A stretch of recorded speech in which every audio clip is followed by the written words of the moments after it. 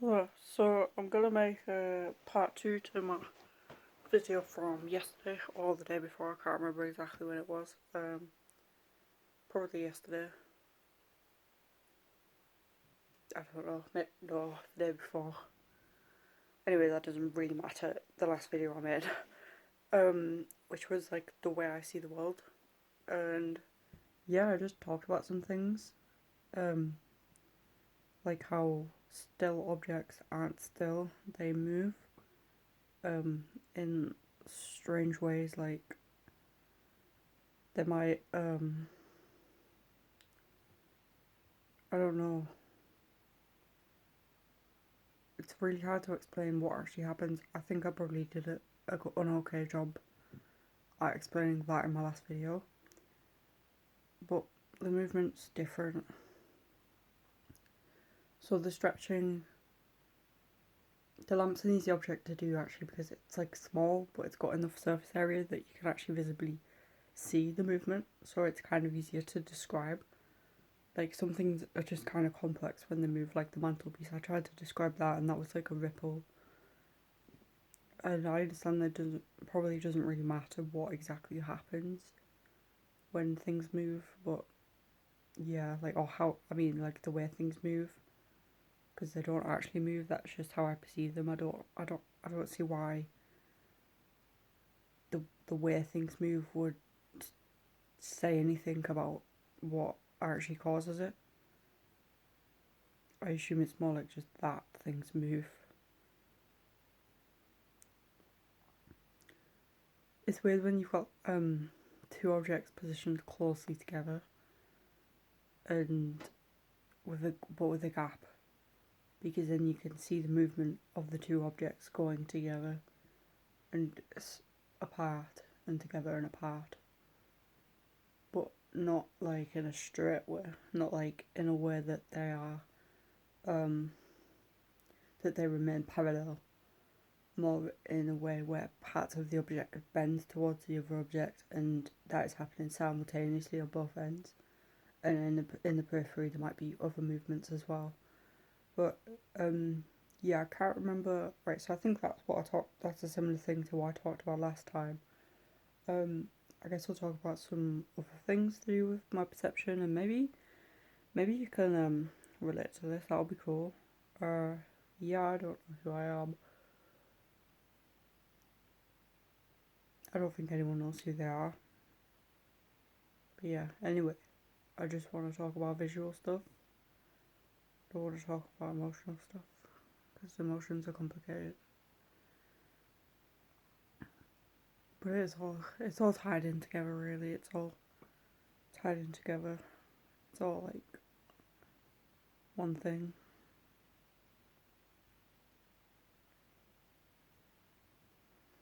Yeah, so the objects move, but on top of that, and this is seems to be especially prevalent on white walls. If but it does happen. It happens pretty much everywhere. White walls and complete darkness. This happens. So there's like I don't want to say static, but it is pretty much a static. It varies in intensity. It's like everything's made up of, or everything's got like a static overlay, and the static overlay isn't um still. It's almost like it's almost like it's almost like when you go outside and you have that very faint rain, like the rain where it's like misty rain. It's kind of like that over everything. And then in that there's like little flies that like float around in different directions. Sort of like the way that what are those bugs called that light up?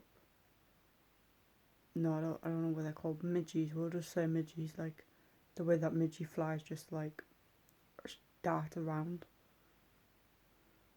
There's that, but they aren't as prevalent they sort of just every now and then just pop up out of nowhere and then disappear. So it's sort of like energy. It's like there's an energy over everything. And it's not, it doesn't seem to be part of the object, it seems to be distinct. Sometimes it feels like it's in the space between the the object, like maybe it rests on top of the object, but it like comes off of the object in the same way as like an aura would come off an individual. It wouldn't like just be, the aura wouldn't just be on the actual body, rather it would extend outwards from the person or the thing in this case. And I have and do see auras sometimes on people and things. I used to see them a lot. Like, I'd just be, say, at college or something, and there would be intense auras around people. Sometimes they were intense, like I mean, like very visible. Um, and it would like sort of move a little bit. So it was like there was the image of the person, and then there was around the person there was like a field of light, but the field of light would sort of jitter out from the person and then go back to the person. That doesn't make any sense. I don't think that's explaining what I actually want to say. So you imagine, well, you don't have to imagine I'm here because you can see me here. But then imagine that there was a second me, which is just a single block of colour, say light blue or white, because that's generally what it was, like an electrical white kind of colour. Imagine that being inside me, but then all of a sudden it sort of darts out to one side, and then as the person moves, you can sort of see that moving, um, like behind them or like around them. I don't always say behind because then it would give the impression that it only comes from behind. It doesn't. It comes from any direction really, and that can happen on objects as well. But it's typically people that you notice on, and maybe it's just because you tend to look at people more than objects sometimes anyway. But yeah, it does happen on objects as well, in a strange way. So yeah, that's another thing that happens. Like, that sort of like was a bit of a tangent from what I was first saying about the like static energy that sort of seems to come off things. Like it comes off all things. It's on all things, but it's not just on all things, which is what I was saying with the aura.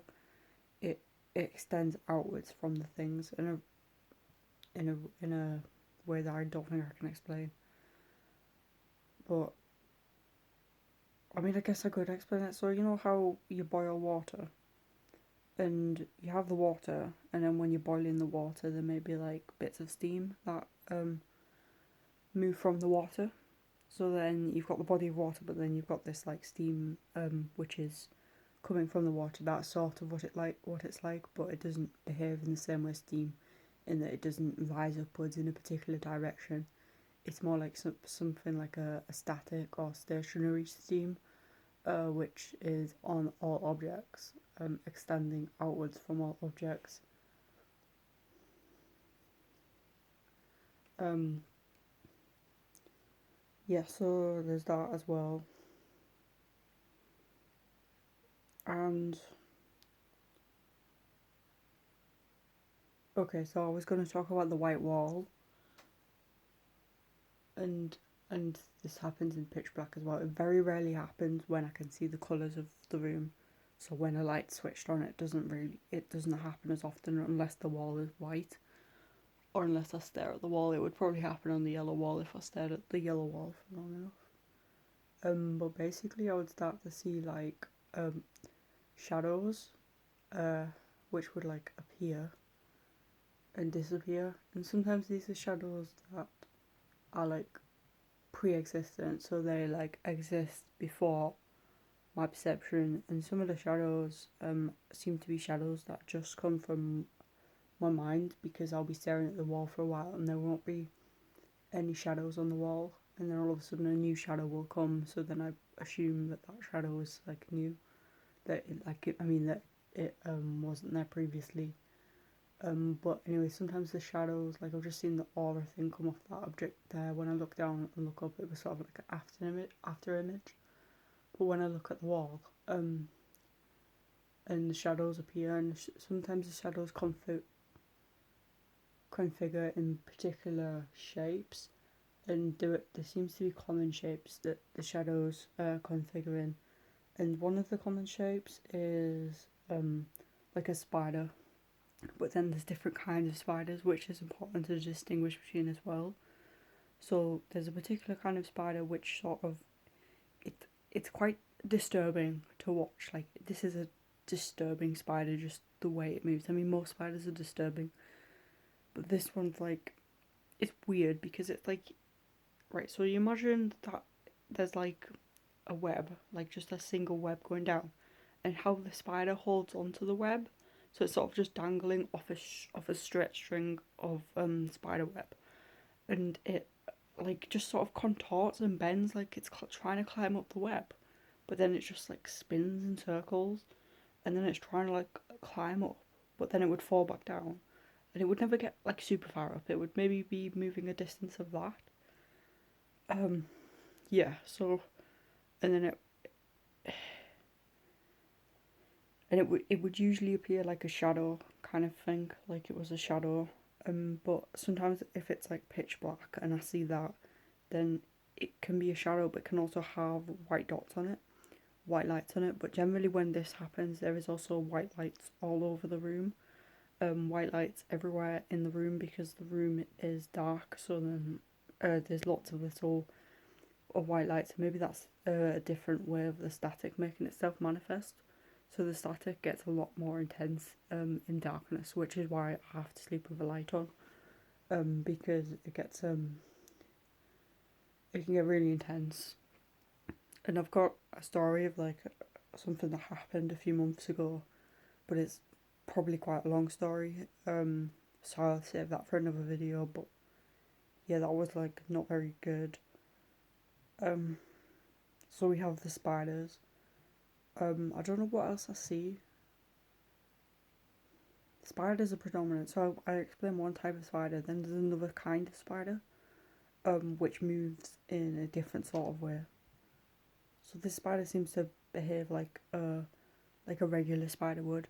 Like, it would just be on the wall and it would just like sort of crawl along the wall, and it's generally quite big. It's like unusually big for a spider.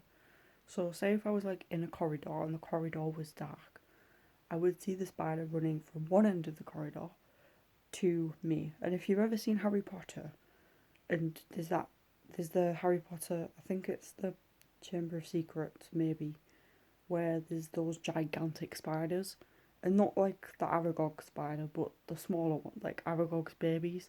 It's sort of like that size, and it just sort of like runs down the corridor to me. Usually I would close my eyes or try not to look at it, but one time I did. I just watched it all the way, and it came right up to me, and I actually jumped backwards because like there's a part of me that knows like, okay, the spider's not real, but then there's another part that's like, well, it looks really real, and the way that it manifests itself is sort of similar to the other spider, but it's not. It's quite different. It's more like it's much more shadowy, but it's like a 3D shadow creature running. So it's like there's a flaw, but then this spider seems to have like dimensions to it. It just in the fact that it can run across space towards me and appear to have like legs in coming off it from different directions, and I probably sound like I'm going really crazy, and I do sometimes worry about that, but yeah, I don't really know what to do. I mean, it's happened for quite a long time, and I've been fine. Like, I've had other mental health problems, but I just can't. I just don't talk to anyone about it because I don't know. I don't know if it's all linked in. I did say at the start, like, in halfway through or something, that I don't want to talk about emotions, but then emotions are ultimately tied into other aspects of experience, because that just seems to be a human experience. Just not good enough. Okay, right, I'm gonna go anyway, so thank you for watching.